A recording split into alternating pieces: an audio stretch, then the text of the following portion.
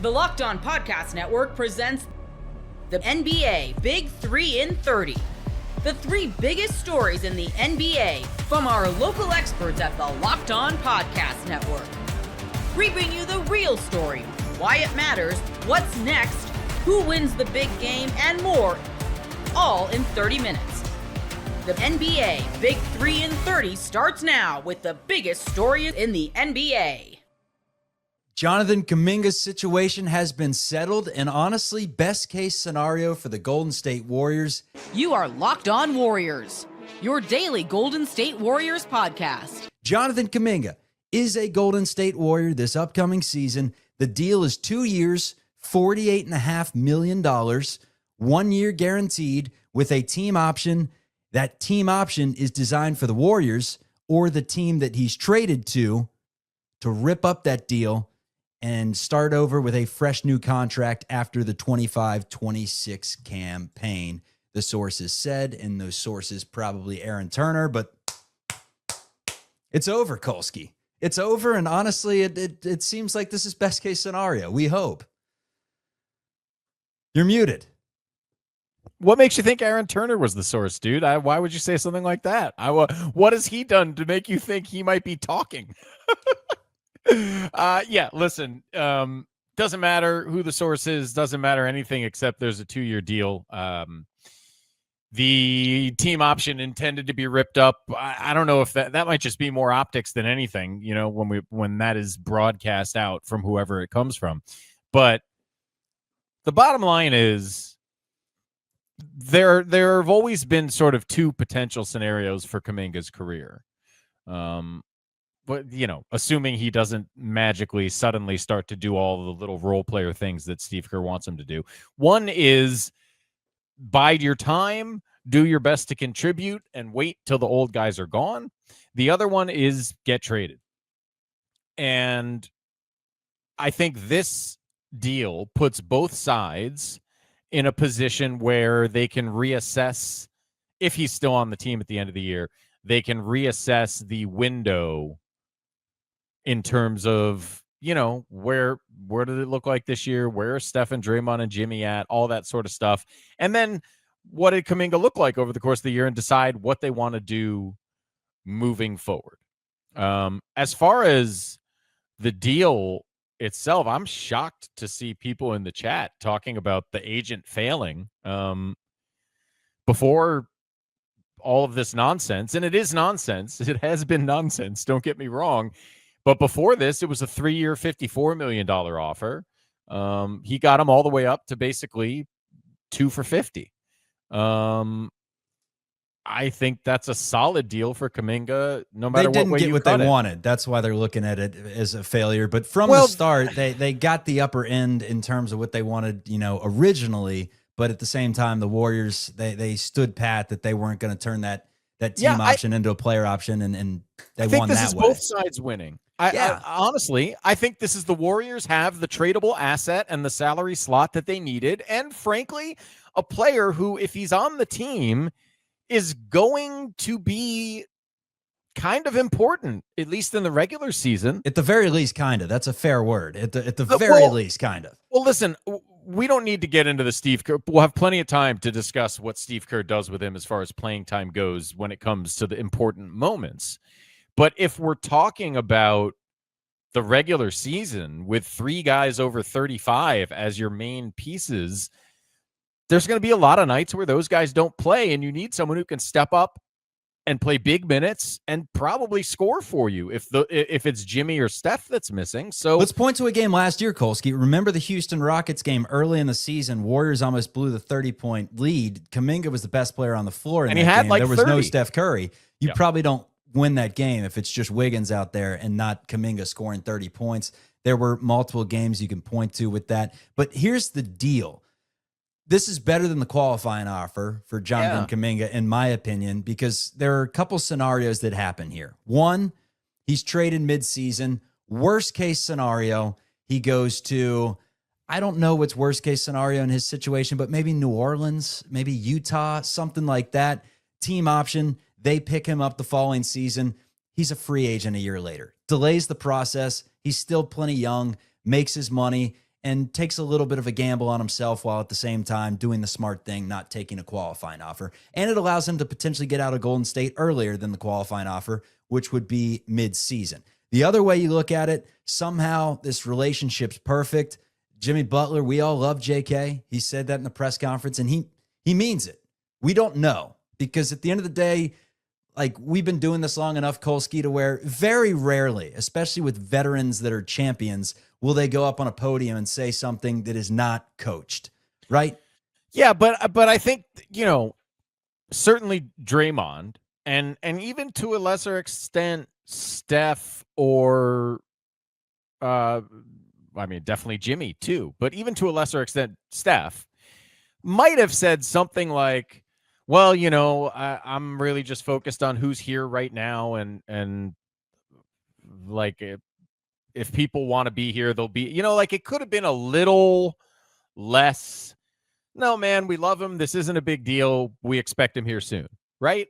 And if that is as much as we can take anything from what the most important players on the team said, he's welcome back when he's back. It'll be fine. And this is just contract negotiations. This is just business. Yeah. And listen, Steph and Draymond and Jimmy are aware of the alleged fit issues just as much as anybody, like but they're all going to try, because there was never a better scenario with Kuminga signing the qualifying offer. Or frankly, look, we can talk about the deals that were offered, and somebody might try to argue that a Sacramento Kings first rounder and Malik Monk is just straight up better value than Jonathan Kuminga. And, I disagree with that, but I would hear the argument. It's not an insane thing to say. The problem for me is, if I'm trying to win games with Steph Curry, as many games as possible, I don't think I'm a better team after that deal. So, like, does the first round pick help you more down the road? Is Malik Monk also a tradable asset? Perhaps. But, like, if you're just actually trying to put the best team on the floor around Steph right now, none of the offers that were there for Kuminga would have done that, in my opinion. And in my opinion, this happening, and this happening confirms that he's going to play ball. They would not have done this if that was up in the air. They know more behind the scenes than we do, us podcasters. And if there was any chance that this was not going to work to the point where they're signing him to some deal and he's not going to play or anything like that, this wouldn't have happened. So he's going to play ball. The question is, playing ball, how much does Steve Kerr want to play him? How effective is he going to be? The role, again, does he buy into what this role is? And does he have good value come deadline time? And is that still going to be the option? Or does he play his way into a different role where the Warriors all of a sudden say, you know what, maybe we can bridge this gap. 2 timelines are back on. Well, Round I don't know. for Joe. I don't want to even mention 2 timelines. One day at a time, yes. But I will say this, as I've said for years now, and I think this, offseason put some truth to it. There's no good scenario for the Warriors where Jonathan Kuminga either doesn't play or plays poorly. That's it. If they want to be good with him, he needs to play well. If they want to use him as a piece to trade for someone, he has to at least show some value, at least continue to show the sparks he's shown when he's been given consistent playing time in the past. So, it's going to be very interesting to see how much playing time he gets on a night where Jimmy and Steph and Draymond are all playing, and equally interesting to see how much playing time he gets when one of those guys is not there. And I expect obviously one will be higher than the other, but how much higher and just how little he might play when everyone else is healthy is going to be fascinating. But I also think, look, there are plenty. I can certainly imagine a circumstance where 20 minutes of JK on a healthy night and 35 minutes of JK on one of the old guys is resting night works pretty well for the regular season. I don't know what that does in the playoffs, but I can see that working well in the regular season. And I could see Kuminga, especially if there's a stretch where Jimmy Butler doesn't play for 2 weeks. I can see Kuminga going off and making himself a very attractive trade candidate. So there's no question that this deal getting done today in the way it got done is the best thing for everybody involved. We've talked about it a lot. I told you I was pretty sure it would still get done before October 1st. And Barely. The fact that it did is because at the end of the day, and this is the end of the day, at the end of the day, nobody actually wanted Jonathan Kuminga on the qualifying offer. He didn't want it. His agent didn't want it. The Warriors didn't want it. So they came to the best happy medium they could find. The old-fashioned bluff does not necessarily pay off. But again, this was a long stalemate. And from what they were asking for at the beginning, they got the offer up. And they did meet in the middle, more or less, right? And they took it to the final minute. They took it to the final minute, which Draymond Green said is their right to do. It did not change the Warriors' plans whatsoever from what we believe. I mean, we heard that Melton, Horford, and bringing back Peyton and Seth Curry was the move pretty much all offseason. So Seth Curry, I think, is out of the picture now. This is what I've been doing since. Are you breaking news with the Seth Curry? What? Well, no. So this has been the conversation. Thought they had the $2 million slot. It's not the money, as far as I know. Although, there's some timing issues with that. But here's where I'm at. You get 15 spots on your roster, right? Steph, Jimmy, Draymond, Horford, Pods, Hield, Melton, Peyton, Moody, Kuminga. D. Hold on. Quentin Post, TJD, Gee, Will Richard, who they signed, makes 14, and Pat Spencer was at Media Day. So now I don't know. Maybe Pat Spencer's on a two-way. And then there would be a spot, which, as some people in the chat are saying, would mean financially, without, violating the next apron, they could sign Seth like a month into the season. And they're saying Pat is on the two-way. So then that's what it would have to be. Seth could sign a month into the season, and like the fact that he hasn't signed anywhere would suggest to me that's probably the plan, but who knows? The NFL season is here, and FanDuel is making sure you're ready for the weekend with a can't-miss offer. Right now, new customers can bet just $5, and if your bet wins, you'll get $300 in bonus bets to use across the app. I love using FanDuel because it fits how I want to bet in a given moment. Player props, building a same-game parlay, or even jumping in live as the action unfolds. It's quick, it's easy, and it's the best way to add a little more energy to Sunday. So are you ready to play? Download the FanDuel app now by visiting FanDuel.com to get started. That's FanDuel.com to place your first $5 bet. LeBron James sits out the first day of practice and is on a slow ramp up to opening day. Any reason for concern? You are Locked On Lakers, your daily Los Angeles Lakers podcast. Andy, I imagine they are talking about LeBron James, who sat out practice on Monday and may sit out a few more practices between now and the beginning of the season, may not even play any preseason games. Andy, we don't know for sure if he's going to be in the regular season opener. We'll get to all that in a second. I want to let people know that today's episode is brought to you by FanDuel. Right now, new customers can bet just $5. And if your first $5 bet wins, get $300 in bonus bets to use across the app. Head to FanDuel.com to get started. So Monday, Andy, everybody was in a great mood. Everybody felt good. Everybody looked great. We were all excited, and it took 24 hours for Lakers fans now to have something to worry about with LeBron James on the sidelines in street clothes during practice due to some nerve pain, nerve irritation, as JJ Redick called it, in the glute. He's got his butt hurts. It's quite literally a pain in the ass. LeBron is dealing with right now a quite literal pain in the ass. It's interesting. This did not come up, as you said, during LeBron's media day session because nobody asked him. Frankly, exactly. Nobody actually asked LeBron for a health update, which I guess in retrospect, all of us were derelict in our duty, our time with LeBron, the assembled media. Frankly, there were so many other things that seemed, I think, more interesting with LeBron, whether you're talking about his headspace heading into the season, whether with satisfaction with the team or just holy bleep, I'm about to turn 41 entering season 23. There's always a lot to cover with LeBron, and the MCL injury that he dealt with in the playoffs feels so long ago because, frankly, it was April, that it becomes easy to forget about. And all the reports are, and we saw the workouts like that, he's not limited by that injury, but we didn't think about, the rest of him.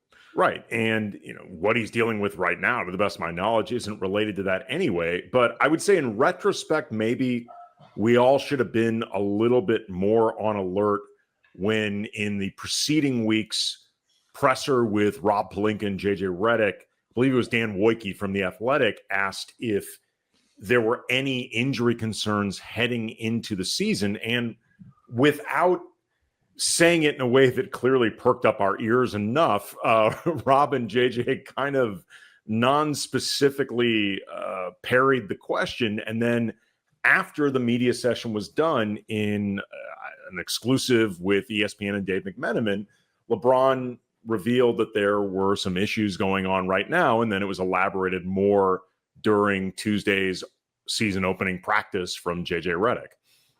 Yeah, and it's a question of nerve irritation, as it's been described, as Dave reports it. Team James. Look, I will say this: it was probably. Yeah, is LeBron going to go visit the LeBron James of butt doctor? who is the German butt doctor that he can go see? Fix this problem? Who is the LeBron James of butts? I'd like to ask LeBron. I think LeBron would laugh at that. I actually think he'd find that funny.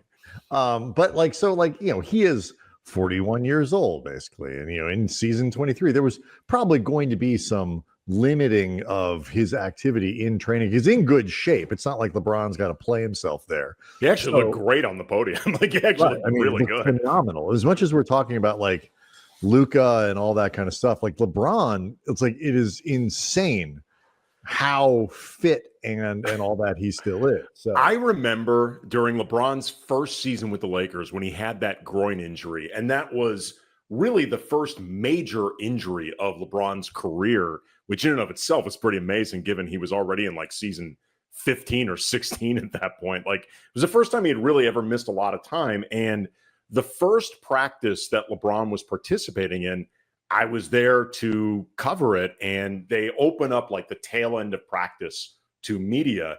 And LeBron, as he often does, was practicing shirtless. And it just dawned on me, LeBron, who looked ripped as always, after a couple months following a groin injury where presumably there's a lot he could not do that he would normally do as part of his just, insane fitness regimen. I was like, this is as close to dad bod as LeBron ever gets. It's sickening and frankly so disheartening how he makes people like you and me feel. This is how LeBron I let himself go. I can probably think of one or two things that are different about me and LeBron.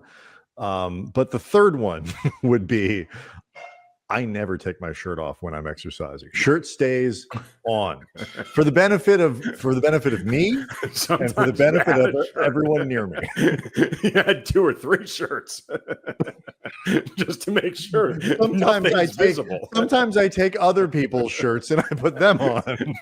Put on a trench coat. Give me that. Whatever. And so there was going to be a limit as to how much he was going to probably do during this training camp anyway, because the Lakers are playing the long game here.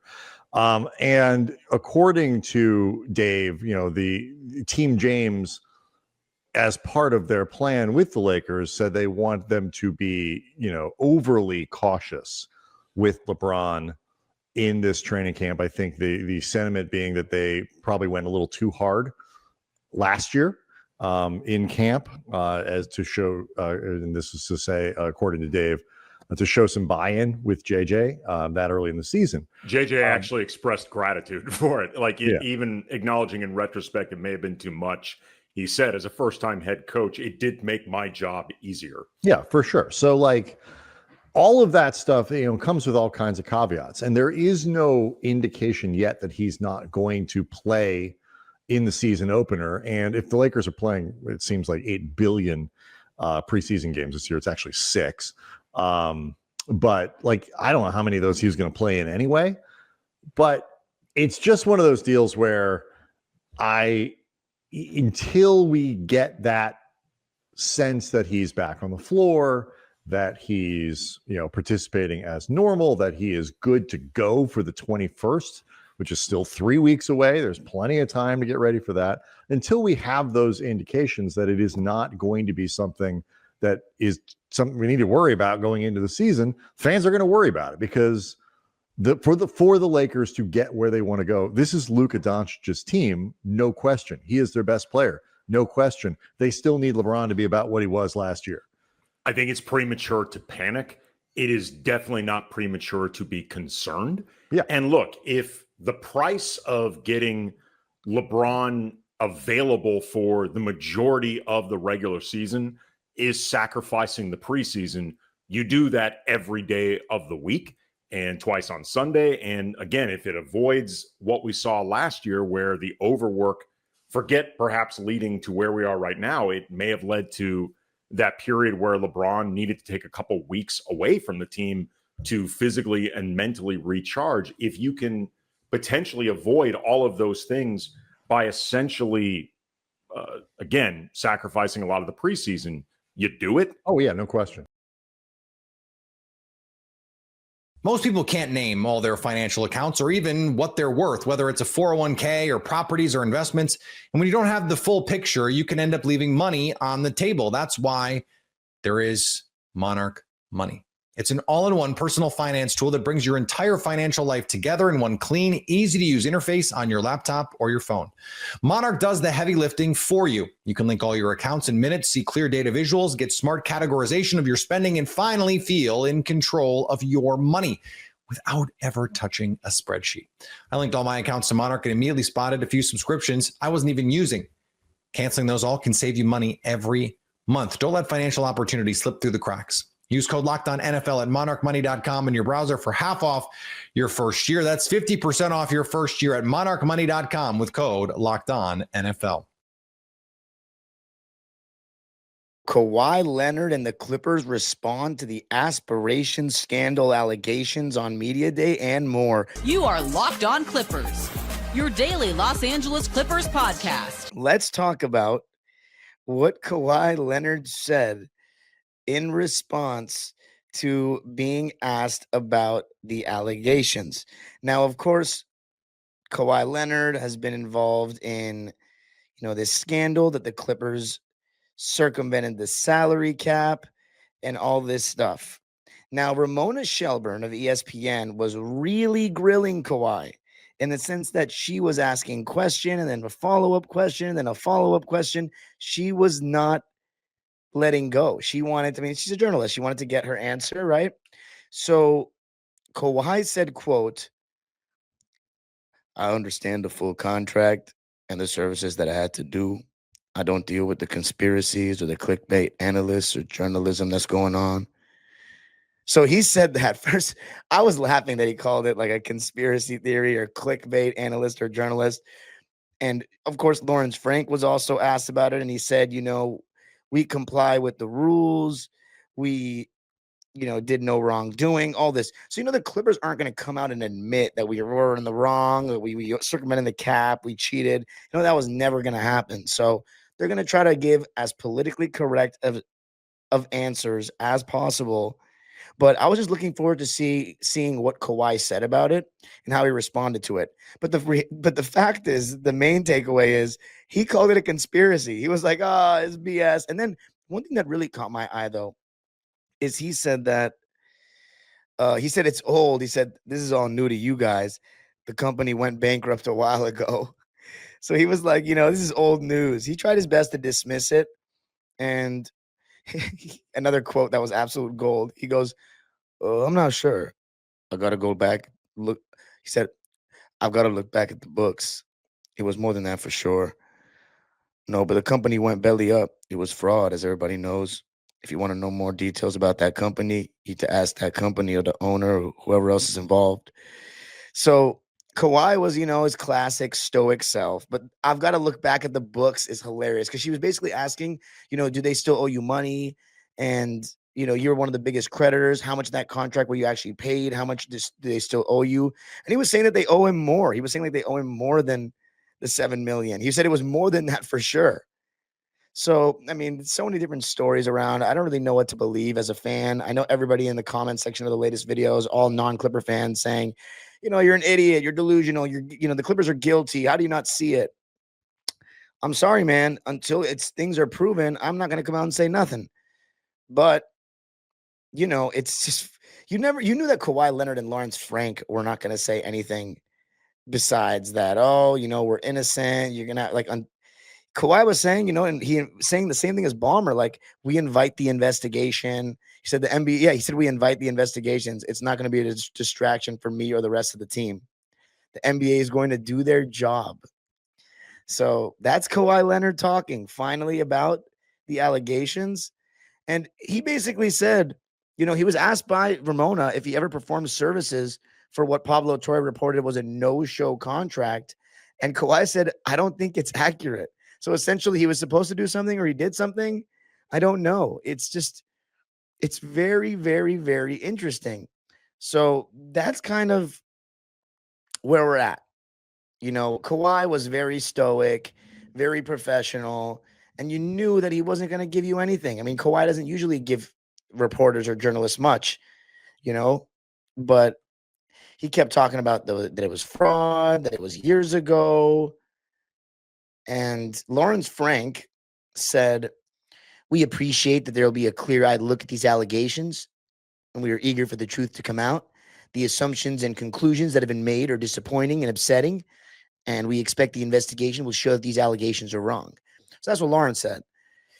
So anyway, I mean, nothing shocking there. You knew that the Clippers were going to do things a certain way and that they weren't going to give up much. That's just the reality of the situation. The Clippers are not going to come out and say we're in the wrong, we're screwed and we cheated. It's just not going to happen. Obviously not. So that's the thing. That's where we're at. That is what the Clippers responded with. Kawhi Leonard calling it a conspiracy, I thought was pretty funny. Calling Pablo Torre a clickbait journalist, I thought was hilarious as well. But yeah, he basically said conspiracies. I mean, it wasn't just Ramona Shelburne that asked. It was also Tamara Zarli that asked. And by the way, we have to get him on the show, but he denied it, essentially. He denied it. He said, I don't read headlines or do conspiracies, theories, or anything like that. It's all about the season and what we got ahead of us right now. Tomorrow we'll start camp and see what we've got. That's Kawhi. So, that's basically it. Because there were obviously some questions asked at Media Day, and coming up, we're going to be talking about the basketball side of things. But we knew that the most important thing that was going to be asked, or the most pressing thing that was going to be asked, was going to be what the LA Clippers said in response to what's been arguably the biggest story of this offseason, is besides, I guess you can say, Kevin Durant joining the Houston Rockets, because there haven't really been any huge moves. Boston made some moves as well, but this, aspiration thing and the allegations against us, that was going to be topic number one, no doubt, especially in regards to Kawhi.